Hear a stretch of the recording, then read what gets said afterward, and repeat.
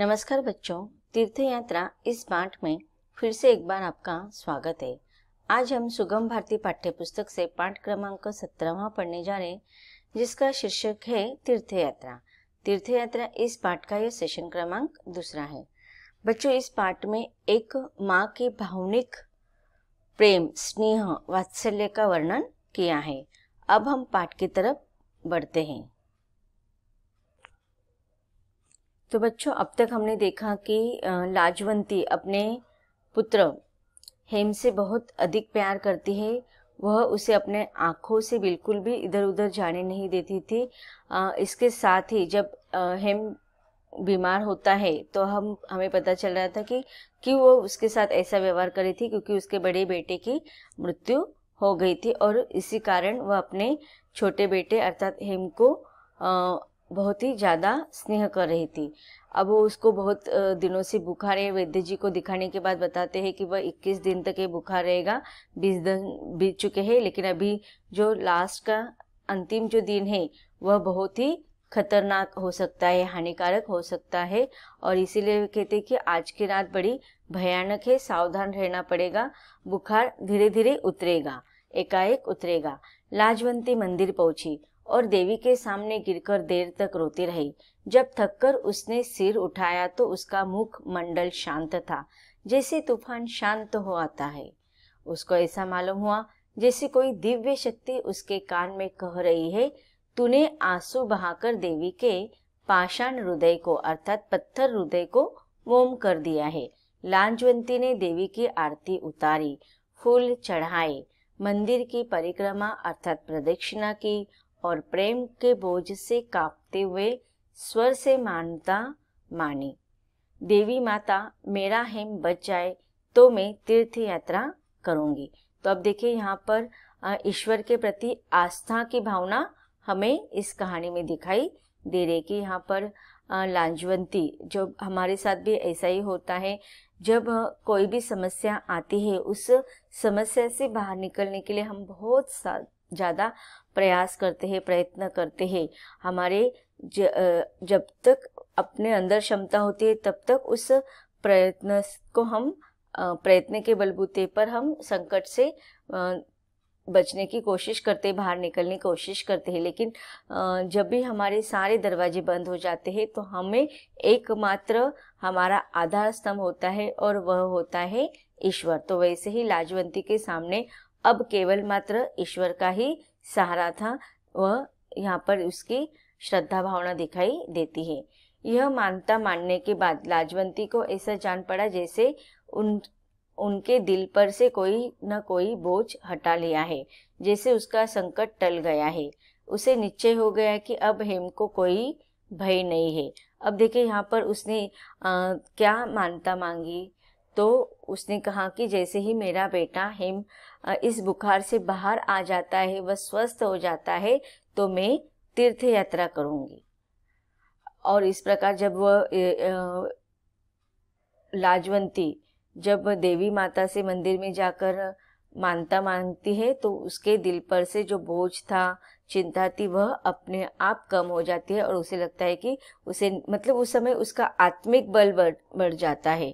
ईश्वर, देखो हमारे साथ भी ऐसा ही होता है। जब हम ईश्वर के चरणों में अपने आप को समर्पित कर देते हैं तो हमारे अंदर एक आंतरिक आशावादी आत्मिक अनुभूति हमें दिखाई देती है। तो यही वर्णन यहाँ पर लेखक ने इस कहानी में किया है। उसे निश्चय हो गया है कि अब उसके बेटे को किसी भी प्रकार के भय नहीं है। लौटी तो उसके पांव भूमि पर न पड़े थे अर्थात उसने देखा, आश्चर्य से वो बहुत अत्यंत खुशी हो गई, आनंदित हो गई।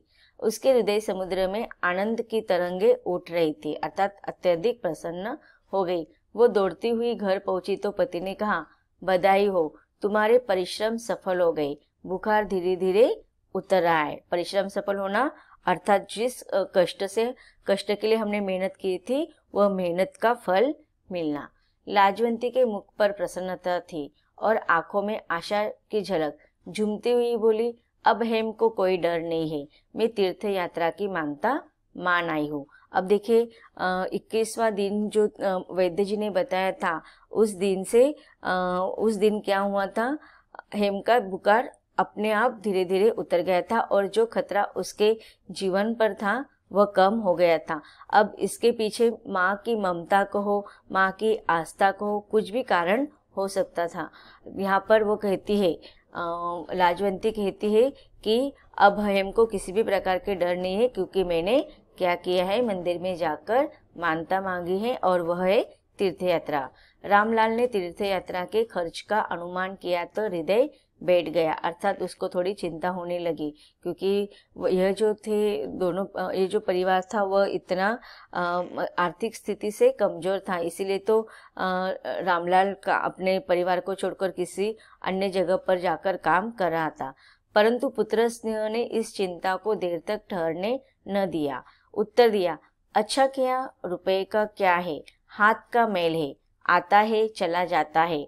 परमेश्वर ने एक लाल दिया है, वह जीता रहे, यही हमारी दौलत है। अब देखिए यहाँ पर ऐसा क्यों कहा गया है कि पैसा हाथ का मैल है, कि देखो पैसा एक जगह पर कभी नहीं ठहरता। अगर हमारे पास पैसा होता है तो वह किसी न किसी कारण से, किसी न किसी खर्च से वह खर्च हो जाता है, तो वह पैसा जैसे आता है वैसे चला भी जाता है। तो यहाँ पर यही बात इस कहानी में बताया गया है कि हम पैसे को लेकर चिंतित होते हैं और पैसे को खर्च न करने के जगह पर हम उसको जहाँ पर जरूरत होती है वहाँ पर खर्च न करने के स्थान पर अगर हम उसको ऐसे रख देंगे तो उसे कुछ नहीं होगा, पैसे बढ़ेगा नहीं। तो वह पैसा का क्या आज है कल नहीं है, तो वह आता जाता रहेगा। लेकिन मनुष्य की जो जीवन होता है वह बहुत ही महत्वपूर्ण होता है। अगर मनुष्य का जीवन रहेगा तो वह आगे चलकर और भी सारी समस्याओं से उभर कर आगे यश प्राप्त कर सकता है। लाजवंती ने स्वामी को सुला दिया और रात भर जागती रही, अर्थात लाजवंती का पति जो था रामलाल सो गया और खुद जागती रही। प्रभात हुआ तो हेम का बुखार बिल्कुल उतर गया था।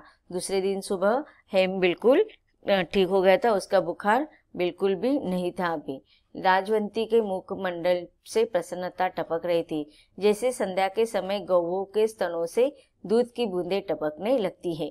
तो अब देखिए यहाँ पर गौओं के साथ, गाय के साथ लाजवंती की ममता का वर्णन किया गया है कि किस प्रकार अपने बेटे से बेटे की बीमार की वजह से वो इतना अधिक चिंतित थे। इसके पहले परिच्छेदों में हमने कहानी में देखा, लेकिन आज उसका बच्चा ठीक हो गया है तो वह इतनी प्रसन्न है कि उसके खुशी का अब ठिकाना नहीं बचा था। वैद्य जी ने आकर देखा तो उनका मुंह भी चमक उठा। अभिमान से सिर उठाकर बोले, अब कोई चिंता नहीं, तुम्हारा बच्चा बच गया। लाजवंती ने हेम की कमजोर देह पर हाथ फेरते हुए कहा, क्या से क्या हो गया है। अब देखिए यहाँ पर एक माँ की भावना का वर्णन किया है कि अपना बेटा बहुत ही उसे कमजोर दिखाई दे रहा है। वैद्य जी ने लाजवंती की ओर देखा और रामलाल जी से बोला, यह सब इसी के परिश्रम का फल है। लाजवंती ने उत्तर दिया, देवी माता की कृपा है अथवा आपके दवा के प्रभाव का फल है। मैंने क्या किया है जो आप कहते हैं कि मेरे परिश्रम का फल है। अब परिश्रम का फल होना मतलब यश मिलना। आगे वैद्य जी कहते कि मैं तुम्हें दूसरी सावित्री समझता हूँ, उसने मरे हुए पति को जिलाया था, तुमने पुत्रों को मृत्यु के मुंह से निकाला। तो देखिए यहाँ पर माँ की महिमा का तो वर्णन हमें पता ही चल रहा है, लेकिन उसके साथ साथ स्त्री के दो महत्वपूर्ण जो रूप होते हैं, पत्नी का और माता का, उसके शक्ति पर भी प्रकाश डाला गया है। सावित्री सत्यवान सावित्री की कथा आपको पता होगी। तो उसी प्रकार से सावित्री ने जिस प्रकार से यमराज से अपने पति को मृत्यु से बचाया था, उसी प्रकार से आज लाजवंती ने अपने बेटे को बचाया था। यदि दिन रात एक न करती तो हेम का बचना असंभव था। यह सब तुम्हारी मेहनत का फल है। बच्चा बचा नहीं, दूसरी बार पैदा हुआ है। रामलाल के होठों पर मुस्कुराहट थी, आंखों में चमक। इसके 7वें दिन वह नौकरी पर चले गए और कहते गए कि तीर्थ यात्रा की तैयारी करो। 3 महीने बीत गए। लाजवंती तीर्थ यात्रा के लिए तैयार हुई। अब उसके मुख पर फिर वही आभा, आंखों में फिर वही चमक, दिल में फिर वही खुशी। हेम आंगन में इस तरह चहकता फिरता था जैसे फूलों में बुलबुल चहकती है। लाजवंती उसे देखती थी तो फूली न समाती थी। तीर्थ यात्रा पर जाने से पहले की रात उसके आंगन में सारा गांव इकट्ठा हो रहा था। झांझे और करताले बज रही थी, ढोलक की थाप गूंज रही थी, स्त्रियां गाती थी, बजाती थी और शोर मचाती थी। दूसरी तरफ कहीं पुरिया बन रही थी, कहीं हलवा उनकी सुगंध से दिमाग तर हुए जाते थे।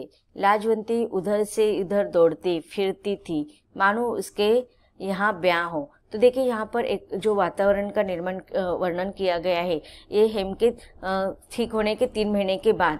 अब देखिए तीर्थ यात्रा पर जाना यह कोई आम बात नहीं होती है, उसके लिए खर्चा तो होता ही है, लेकिन मानसिक तैयारी भी उतनी होती है लगती है। अब तीर्थ यात्रा, पुराने ज़माने में तीर्थ यात्रा जाना सब लोग नहीं जा पाते थे, इसलिए जो लोग जाते थे उसका बहुत आदर सत्कार मान सम्मान किया जाता था। तो वही अवस्था, यही बात का वर्णन इस परिच्छेद में किया है। सहसा किसी के सिसकी भरने की आवाज सुनाई दी, अर्थात रोने की आवाज सुनाई दी। लाजवंती के कान खड़े हो गए। उसने चारों तरफ देखा मगर कोई नहीं दिखा। उस समय सारा गांव सुख स्वप्न से बेसुध पड़ा था। इस समय यह सिसकी भरने वाला कौन है, यह सोचकर लाजवंती हैरान हो गई। वह आंगन में निकल आई और ध्यान से सुनने लगी। सिसकी की आवाज फिर सुनाई दे रही। अब देखिए सारा गांव सुख स्वप्न से बेसुध पड़ा था, अर्थात तीर्थ यात्रा पर जाने वाले उनके गांव की एक महिला तीर्थ यात्रा पर जाने वाली थी और उसके द्वारा उसके गांव को भी पुण्य प्राप्त होने वाला था। इस बात से सारे लोग खुश थे और सुखी हो गए थे। लाजवंती को किसी के रोने की आवाज आ रही थी तो वहां पर चली जाती है। लाजवंती छत पर चढ़ गई और पड़ोसी के आंगन में झुककर जोर से बोली, माँ हरो। कुछ देर सन्नाटा रहा, फिर एक चारपाई से उतरकर उत्तर मिला, कौन है? लाजवंती। आवाज में रोने के जैसे स्वर मिले हुए थे। लाजवंती जल्दी से नीचे उतर आई, हरो के पास पहुंचकर बोली, माँ क्या बात है, तू क्यों रो रही है? हरो सोचमुच रो रही थी। वास्तविक वो अपनी अवस्था को छिपा रही थी, लेकिन लाजवंती ने उसे किसी न किसी पूछे लिया। लाजवंती ने पूछा, अरे क्या बात है, तू जो इस समय रो रही है, मैं तेरी पड़ोसी नहीं, मुझसे मत छिपा। हरो ने कुछ उत्तर नहीं दिया। वह सोच रही थी कि इसे कैसे बताओ या ना बताओ, लेकिन थोड़ी देर में वह फिर से पूछने के बाद बोलती है कि कुंवारी बेटी का दुख खा रहा है, रात रात भर रोती रहती हूँ, जाने ये नाव कैसे पार लगेगी। यह क्यों? उसके ब्याह का खर्च तो तुम्हारे जेठ ने देना मंजूर किया था ना, ऐसे भाग होते तो रोना काहे का था। लाजवंती अकुलाकर बोली, तो क्या ये झूठ है? बिल्कुल झूठ भी नहीं। उसने 200 रुपये दिए, गहने कपड़े बनवा दिए, मगर मिठाई भोजन आदि का प्रबंध नहीं हुआ। लाजवंती हरो की अवस्था देखकर कांप गई। वह अपने आप को भूल गई। उसका हृदय दुख से पानी पानी हो गया। उसने जोश में कहा, चिंता न करो, तुम्हारा संकट मैं दूर करूंगी। तेरी बेटी का ब्याह होगा और बारात के लोगों को भोजन भी मिलेगा। तेरी बेटी तेरी ही नहीं, मेरी भी बेटी ही है। हरो ने वह सुना जिसकी उसे इच्छा थी, परंतु आशा ने थी। उसके आंखों में कृतज्ञता के आंसू छलकने लगे। लाजवंती तीर्थ यात्रा के लिए अधीर हो रही थी। वह सोचती थी, हरिद्वार, मथुरा, वृंदावन के मंदिरों को देखकर हृदय की कली की तरह खिल जाएगा। अब देखिए वो कहाँ पर जाने वाली थी तीर्थ यात्रा के लिए? हरिद्वार, मथुरा और वृंदावन। एक तरफ अपने बेटे के अवस्था को लेकर उसने जो तीर्थ यात्रा की मानता मांगी थी ये थी, लेकिन दूसरी तरफ जब हरो का दुख उसने देखा तो उसे अपने खुशी से ज्यादा उसका दुख महत्वपूर्ण लगा। मगर जो आनंद उसे इस समय प्राप्त हुआ वह उस कल्पित आनंद की अपेक्षा कहीं अधिक बड़ा था। वह दौड़ी हुई अपने घर के अंदर गई और संदूक से 200 रुपये लेकर आकर हरो के सामने रख दिया। यह रुपए जमा करते समय वह प्रसन्न हुई थी, उसे देते समय उससे अधिक प्रसन्न हो रही थी। देखो वो पैसे जमा कर रही थी क्योंकि उसे तीर्थ यात्रा पर जाना था, इसलिए वो बहुत प्रसन्न थी। लेकिन वह तीर्थ यात्रा के पैसे जब उसने हरो को दिया तो उससे भी ज्यादा वह प्रसन्न दिखाई दे रही थी। जो सुख त्याग में है वह ग्रहण में नहीं, अर्थात जो सुख दूसरों को देने में है वह हमें अर्जित करने में या ग्रहण करने में नहीं है। तो बच्चों इस पाठ से हमें यही संदेश बहुत ही महत्वपूर्ण मिलता है कि त्याग की भावना हमारे अंदर होनी चाहिए।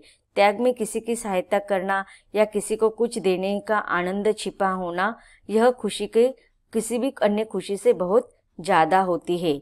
दूसरों को खुशी बांटना, अब देखिए तीर्थ यात्रा करना मतलब ईश्वर को श्रद्धा भावना दिखाना, लेकिन जहाँ पर जरूरत हो वहां पर पैसे देकर दूसरे की सहायता करना, इससे जो अधिक खुशी है वह तीर्थ यात्रा के समान ही है। इसीलिए यहाँ पर लेखक कह रहे हैं कि यह खुशी बहुत ही महत्वपूर्ण है। यह पाठ यहीं पर समाप्त होता है। धन्यवाद।